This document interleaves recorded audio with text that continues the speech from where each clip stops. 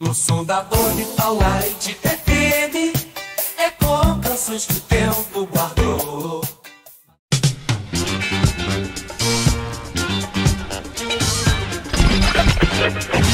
E aí galera, tudo bem? Chegando com mais um vídeo para vocês. Hoje vamos falar de CD novamente, né? Já faz algum tempo que a gente não discorre sobre esse assunto, mas hoje vamos retomar o assunto dos CDs. Houve um vídeo em que eu falei sobre a criação do CD. Eu vou deixar esse vídeo aqui para vocês como sugestão no final, tá? Para vocês conferirem, quem não viu. E hoje eu vou falar sobre o início da indústria aqui no Brasil. Como todo mundo já sabe, que a gente já tratou naquele outro vídeo e tal, ou a maioria pelo menos já sabe, a primeira fábrica de CDs implementada aqui no Brasil foi a Microservice ou Microservice em 1987. Aí você pode me perguntar: Hugo, mas o meu pai tem um CD de 1986, um CD de 1984. Como isso se explica? Tá? Tem duas explicações. O CD já existia antes, evidentemente, mas ele era importado. Então, esses CDs, a despeito de serem de artistas nacionais, provavelmente foram replicados em fábricas no exterior e trazidos para cá para serem comercializados. Naquele tempo, então, a indústria estava no seu início, poucas pessoas possuíam um aparelho de CD, então era um mercado extremamente restrito e voltado à elite, à classe A mesmo. Poucas pessoas possuíam condições de terem um aparelho de CD nessa primeira fase. A partir de 1987, com a implementação da microservice ou da microservice, a coisa foi aos poucos se popularizando. Lembrando que eu falei que havia dois motivos, né? Um segundo motivo é que algumas fábricas fizeram CDs, prensaram CDs em anos posteriores com datas anteriores. Ou seja, por exemplo, se você pegar o disco do Wham era uma dupla formada pelo George Michael e mais um outro cara que eu não me lembro o nome, de 1984, aquele que tem a música Careless Whispers. Se você pegar esse disco, ao ser reeditado, é possível que ele tenha aparecido com o ano de 1984, mesmo que em 1984 ele não tenha sido lançado em CD. É por isso que também você pode ver alguns lançamentos posteriores, por exemplo, discos dos anos 60, que foram reeditados em CD e está escrito lá no CD 1967. É lógico que não existia CD em 1967, mas foi respeitado ali o ano da gravação original e não o ano do lançamento. Por isso que eu disse, então, tem duas explicações para essa questão. Ou o disco é importado, principalmente se for de artista nacional. Tem alguns artistas tiveram esse privilégio de terem tido tiragens no exterior antes de existir fabricação de CDs aqui no Brasil. Ou então é essa questão da data respeitar o lançamento original. Uma reedição em CD que respeitou o ano original do lançamento.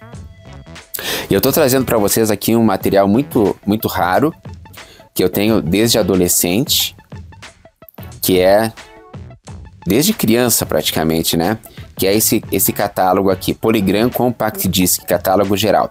A Polygram, ela hoje seria a Universal Music, tá? Só para vocês entenderem, a galera aí das gerações posteriores que não sabem qual que era a Polygram, que gravadora era essa, ela é a Universal Music hoje.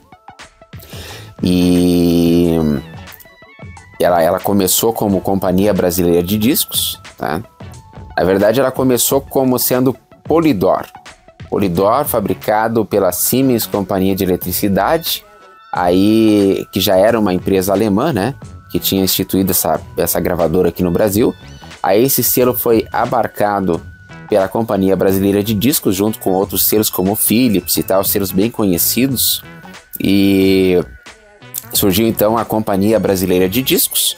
Depois a sucessora foi a Phonogram, a Polygram e finalmente a Universal Music. Então, se você tiver ouvir falar em Phonogram, em Polygram e Companhia Brasileira de Discos, e Universal Music basicamente é a mesma coisa, só depende da sucessão ali da empresa, tá? Então aqui, Compact Disc, Polygram, catálogo geral, R$ 89,90. Vocês podem ver que era um livrete insignificante. Nesses primeiros 3 anos, quase aqui, 2 anos e meio, o número de lançamentos da maior gravadora, da gravadora que mais tinha obras editadas no formato digital, dava para colocar nesse livrete finíssimo aqui, tá? Olha só, Polygram Compact Disc, catálogo geral R$ 89,90. Aqui tá o marketing, né? Você vai conhecer o melhor e o mais completo catálogo de Compact Discs já à venda no Brasil. Aí nós temos aqui, por exemplo, ó, a série Personalidade. Essa série aqui dá para se dizer que praticamente introduziu o CD no Brasil. Tem Tom Jobim, Caetano Veloso, Chico Buarque, Elis Regina, Gal Costa, sendo esse da Gal Costa um dos primeiros que foi editado, tá, nesse formato, e um dos que mais foi promovido na época. Tem Ivan Lins, Jorge Ben, Maria Bethânia, Milton Nascimento. Eu não vou passar a série completa, mas enfim, um dos atrativos que foi posto pela indústria do disco na época para convencer as pessoas a adquirirem o Compact Disc era o de oferecerem um material reeditado, que já foi editado anteriormente em LP, agora no formato digital, para as pessoas perceberem a diferença e ficarem mistificadas pelo Compact Disc, vamos dizer assim, né? Enfeitiçadas e acabarem então, como de fato aconteceu, refazendo toda a sua coleção em digital. O que acontecia nessa época? Os aparelhos de som dessa época, eles foram extremamente simplificados. Os toca-discos outra-horas, verdadeiros tanques de guerra, com material de qualidade, com eletrônicos de qualidade, projetos de qualidade, foram simplificados ao máximo para baratear. Surgiram os famosos aparelhos de plástico, né? Aqueles aparelhos bem simplificados, sem praticamente nenhum recurso, a não ser o básico para operacionalizar o equipamento, muito simples, e isso acabou contribuindo para o desinteresse gradativo das pessoas pelo formato de LP. Isso aí, de certa forma, foi um jogo baixo, né, que a indústria fez, né, um golpe baixo, piorar a qualidade dos equipamentos e fazer com que as pessoas declinassem do LP e achassem que o CD era extremamente melhor. Não era o caso, entendeu? Ele tinha uma sonoridade diferente, não melhor. A questão mais era do equipamento e da própria prensagem, que também passou por vários vacilos, aí houve uma queda na qualidade com o passar do tempo. Então, para atrair esse público, eles resolveram relançar os principais clássicos da gravadora em formato digital. Outra série fantástica aqui foi a Arte D, que também faz parte da infância do CD no Brasil. A Arte D, dessa série aqui eu tenho a arte de Tom Jobim, a arte de Raul Seixas, a arte de Carpenters e a arte de Paul Murriel. Acho que eu tenho esses aí, esses volumes dessa série. Inclusive esse aqui que está no destaque do Paul Murriel eu tenho. Outra série, essa focalizando seleções e não coletâneas, porque aqui era coletâneas de artistas em si, tá? Era On the Road. Essa série aqui, On the Road, ela trazia coletâneas por temas. Tinha Bossa Nova, tinha MPB antológico, Memories, que eram coletâneas internacionais, Rock Hits, enfim, Jazz, era de tudo um pouco. Era um catálogo bem básico, trazendo uma diversidade musical bem grande para as pessoas conhecerem o que era o CD, certo? Para moçada que curtia erudito, tinha muito material. Na época houve um despertar pela música erudita. Dizem que um dos grandes divulgadores dos CDs, impulsionadores dos CDs, foi a música erudita, porque as músicas eruditas, elas possuem muitas partes de praticamente silêncio absoluto pausas e tal, e o que trazia muitos ruídos, por mais cuidado que fosse o disco, muito ruído de fundo e tal, muito ruído branco. E o CD não, o CD trazia esse som praticamente isento de ruídos, a não ser aquele chiadinho quando a origem da gravação era analógica, aquele chiadinho bem suave, bem discreto. Então atraiu muitos interessados nesse gênero de música na época, que adquiriram grande quantidade de relançamentos na música erudita. Lembrando que em 1989 e 1988 ainda era uma época em que muitas pessoas de certa idade, na época, coexistiam com a gente, né? E elas pegaram uma fase ainda onde a música erudita era muito forte, anos 50, anos 40, vieram dessa época. E esse povo todo, eles aprenderam a amar a música erudita, coisa que nas nossas gerações isso foi se perdendo. Não é o meu caso, porque eu já ganhei disco do Beethoven, do Tchaikovsky, do Chopin, quando eu tinha 3 anos de idade. Não é meu caso, mas o que mais acontece é o desinteresse pela música erudita. Sucessos anunciados na TV. Aí o que era? Mais uma coletânea. Esses aqui eram anunciados na TV para divulgar o formato. Meu Nome é Gal, Betânia, coletânea da Elis Regina e do Chico Buarque. Podem ver que o repertório do início do Compact Disc era voltado à classe A, era elitizado. Para quem não é da época, hoje em dia todo mundo ouve, por exemplo, sertanejo universitário, eu digo todo mundo, quem gosta, né? Eu quero dizer, independentemente de questão financeira, econômica e tal. Mas na época havia um indicativo de que a alta classe, a classe A, a sociedade, não ouvia música sertaneja e tal e afins, com raras exceções. Então era comum, quando o produto era voltado para esse tipo de público, excluir esse gênero. Então por isso que você não vai encontrar sertanejo, simplesmente porque não existia. Não existia CDs sertanejos brasileiros nessa época ainda. Aqui, ó, Dire Straits. Esse aqui é já pro pessoal que curte um rockzinho, né? Um dos discos mais vendidos aí da história do Dire Straits. Tem Rosa Maria, tem Pra Dizer Que Te Amo. Esse eu tenho em LP até. Esse Rosa Maria tem a música California Dreaming, que ela gravou, que fez grande sucesso na época. Aí aqui nós temos o Emílio Santiago, também com o melhor de Emílio Santiago. Uma coletânea do Noel Rosa, Ari Barroso e Dorival Caymmi. Som, estilo e personalidade das grandes orquestras.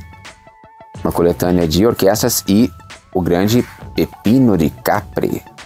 Um excelente disco, incluindo a música Champagne.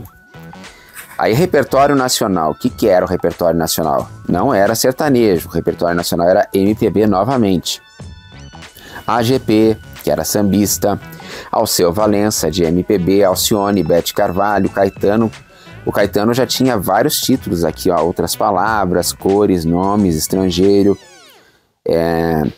Foi investido no Caetano porque ele já possuía alguns títulos de catálogo. O que são títulos de catálogo? São aqueles títulos de carreira, né? Aqueles títulos de carreira que não são coletânea. Então ele já tinha alguns títulos de carreira editados no formato digital. Mesma coisa Elis Regina, que também tinha, ó, Falso Brilhante, Personalidade. Né? O Falso Brilhante é um disco de carreira, os outros aqui são a maioria coletânea. E Elise Tom, ó, Elise Tom é um disco de carreira. E assim por diante. Então, o Erasmo aqui, ó, já tinha sua coletânea, Fafá, Gal Costa, Geraldo Azevedo, Gilberto Gil, Ivan Lins. O pessoal todo que em algum momento pertenceu ao cast da gravadora que tinha seu trabalho, os principais, né? Léo Gandelman, olha só, MPB4, Marina, Raul Seixas. Girava nesse círculo aqui, ó. O Vando, que já era um pouquinho mais popular, mas ainda assim, né? Aí aqui o que tinha internacional? O que eles tinham internacional? Coletânea aqui, ó. Do The Police, Every Breath You Take, The Singles, tinha Supertramp, The Autobiography, tinha Sting, o Eric Clapton, tinha vários trabalhos, mas vejam que era uma quantidade irrelevante. Brothers in Arms, que era um disco de carreira do Dire Straits, e assim por diante. O Jean-Michel Jarre, que era muito conhecido na época, com a sua música futurista eletrônica. E aqui, ó, Fine Young Cannibals, isso aqui fez muito sucesso esse disco. Que mais aqui? Paul Murriat, o título de carreira do Paul Murriat, Transparence. Vangelis, o Kitaro, tudo música bem sofisticada, né? Paul Murriat, novamente, Style Council, que era mais jovem. Rick Wakeman, que era da área do rock progressivo. E assim por diante. Aqui, mais uma série de jazz. Principalmente discos aqui alemães, né? Da Deutsche Grammophon. Clássicos e jazz. Então aqui tem Astrud Gilberto, tem Tchaikovsky, tem Gershwin, tem Mozart, tem de tudo um pouco. E aqui as instruções para quem adquiria seus CDs da origem da matriz. Eles usavam um código naquela época que era DDD. O que era DDD? DDD era quando havia utilização de um gravador digital durante as sessões de gravação, mixagem e ou edição e masterização, ou seja, o processo totalmente digital, assim como é feito atualmente. Existem pouquíssimos estúdios que ainda operam com o analógico. O comum hoje, o habitué, é utilizar o sistema digital.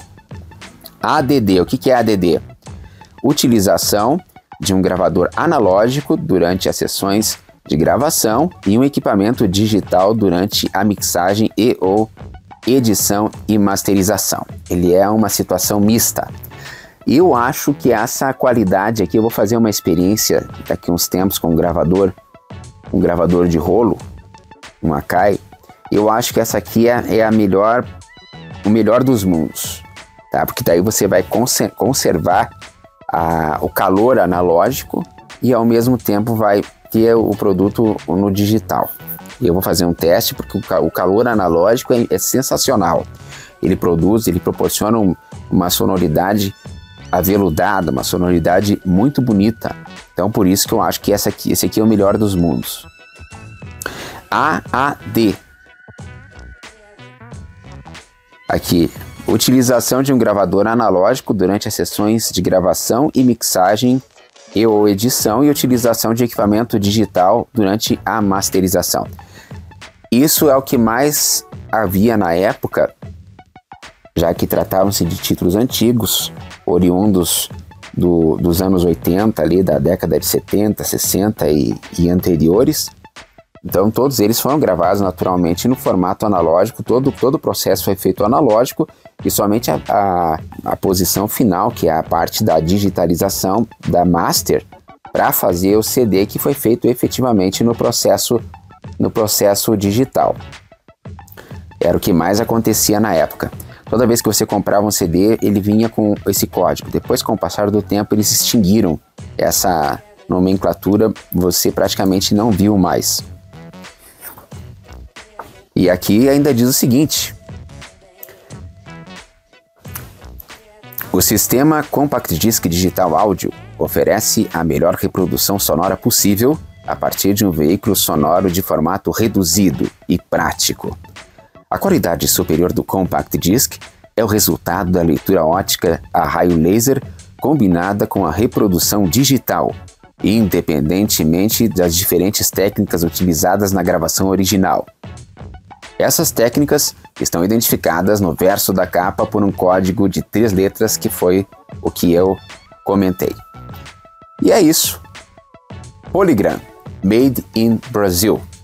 Esse é o catálogo, tá? Hoje em dia praticamente não se vê, é um material de fácil extravio, é muito pequeno e tal. E como eu encontrei esse meu aqui, eu estava fazendo tipo, organizando umas cômodas que eu tenho com scripts de programas de rádio antigos meus e tal, do meu começo de carreira. E daí, mexendo naquela cômoda e tal, aqueles papéis antigos, aqueles scripts, aqueles roteiros de programas, eu encontrei esse material e resolvi passar aí para vocês, tá bom? Deixe seus comentários, conta para nós aí como é que foi a tua experiência, você que já é mais veterano, né? Tipo, tem mais de 40 anos aí, como foi a sua experiência no início dos CDs, tá? Para você que é mais jovenzinho, o que você acha do formato de CD, como que o CD entrou na sua vida, conta e faz uma descrição como é que era, né? E quem pegou a fase inicial do CD, como foi a experiência, que sensação teve, vamos tentar resgatar toda essa situação aí pra gente debater aí, tá bom? E não esqueçam de deixar o like também. Aquele abraço, valeu, tchau, tchau.